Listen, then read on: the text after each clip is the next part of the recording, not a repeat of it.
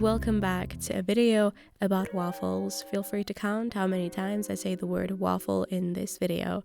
Today I'll be covering 4 easy and absolutely tasty recipes, some of which are even gluten-free. If you don't have a waffle iron, no big deal. I'm pretty sure you can turn these into pancakes as well. Let me know if you try any of these ideas out, whether that is for waffles or pancakes.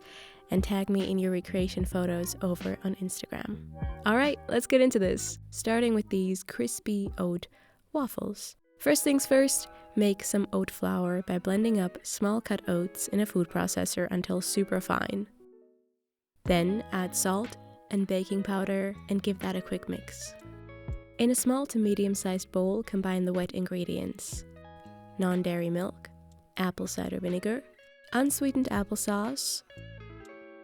This is not really a wet ingredient. I had spontaneously decided to add a teaspoon of vanilla protein powder. You can replace this with some ground almonds or ground hemp seeds plus vanilla, or omit it completely.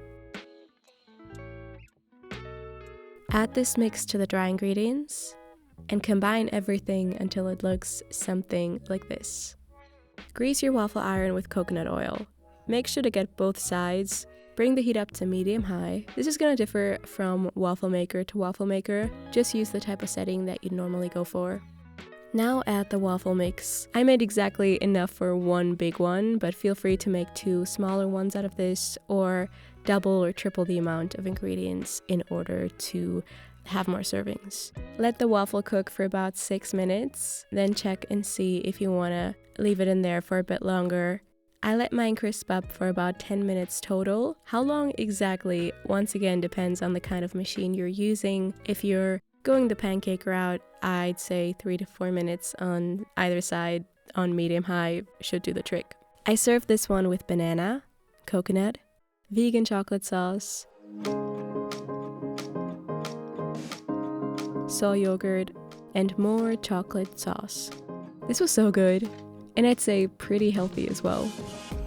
This second waffle can be more so classified as soft and fluffy. It also very much screams fall and winter since it's cinnamon raisin apple flavored. Combine the dry ingredients first: flour, cornstarch, salt, baking powder, and cinnamon. Mix together the wet ingredients separately: non-dairy milk, apple cider vinegar, vanilla, unsweetened applesauce, or this time it is apple and pear sauce. Combine the wet and the dry part. Also add the raw sugar you forgot.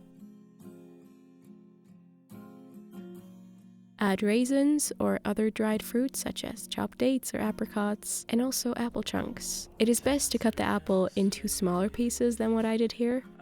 Grease your waffle iron, bring the heat up to medium-high. I'd say like a ladle of batter equals a waffle.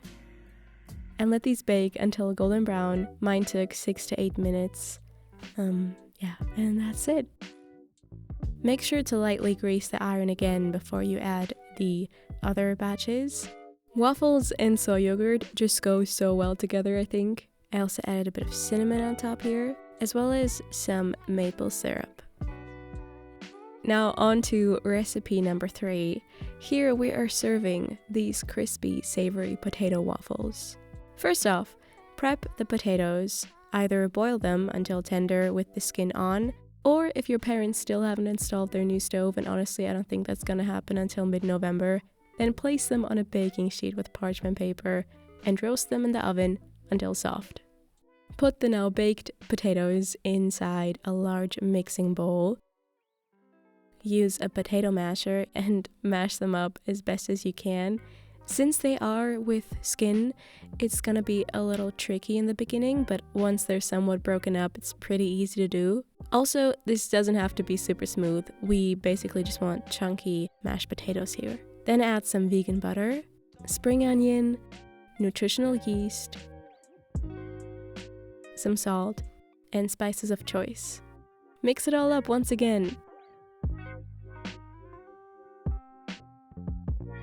Then lastly, add some cornstarch to ensure it's all gonna stay together.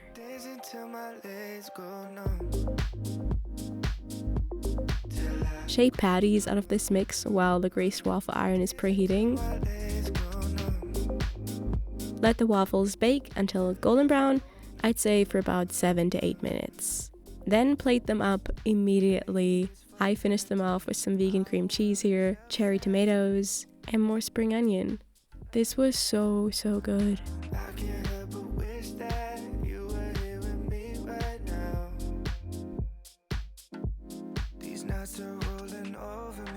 This fourth recipe is inspired by Belgian waffles. They're kind of the perfect mix between crispy and fluffy.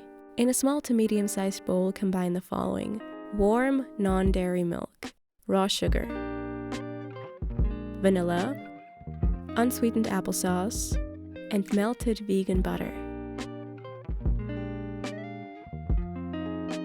Then add 1 1/4 teaspoon of active dry yeast and let this sit for about 10 minutes. No need to stir the yeast in, just let it chill for a bit. In the meantime, mix together flour, salt, and cornstarch in a large mixing bowl. And then pour the wet ingredients into the dry. Mix it all up thoroughly.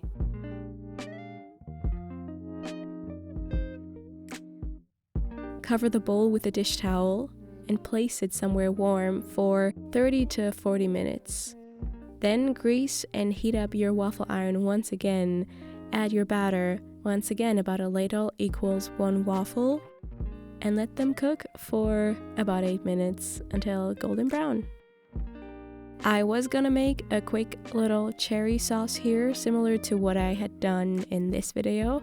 I will link to that down below. But as I've previously mentioned, the no stovetop situation, so I simply just let some frozen cherries rapidly defrost in the oven and use that as my topping. That and the powdered sugar. I hardly ever make waffles myself since I always think it's so much effort, but really, it's not. Or at least it's not that much more effort than pancakes would be. Yeah, you could also make the batter the night before and then cook your waffles in the morning fairly quickly. Let me know what your preferred type of waffle is in the comments. I might come back to those and make a part 2 with your suggestions. I hope you have a great rest of your day or night, and I will see you soon. Bye! Thanks for watching!